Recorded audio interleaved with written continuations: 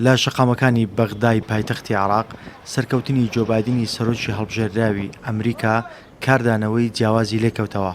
هەندێکیان هیوایان دەخواست کە بایدن جیاواز لە ترامپ سیاسەتەکانی لە ناوچەکەدا پیادە بکات و هەندێکی دیکەش دەڵێن هیچ جیاوازیەک لە نێوانیاندا نییە و سیاسەتی ئەمریکا نەگۆڕە.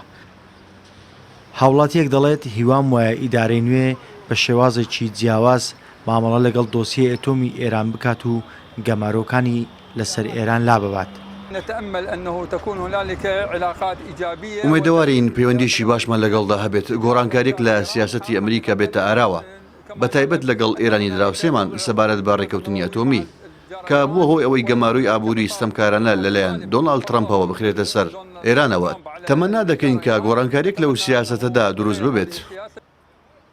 بەشێک لە هاوڵاتیانی عێراقی پێیان وایە ئەمریکا سیاسەتێکی نەگۆڕی هەیە کە ئەویش دابەشکاریە و بە گۆڕینی سەرۆک هیچ لە دۆخەکە ناگۆڕێت و ئەوان مەبەستیانە عێراق دابەش بکەن و دابشکاری بخەنە ناو گەلانیەوە.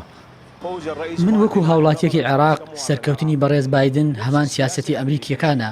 ئامادیان دابشکاریە جا دابشکاری عێراق بێت یا دابشکاری لە نێوان گەلان. ترامپ و بایدن خاوەنی یەک ئەجندای سیاسین ئەوان ناگۆڕدرێن.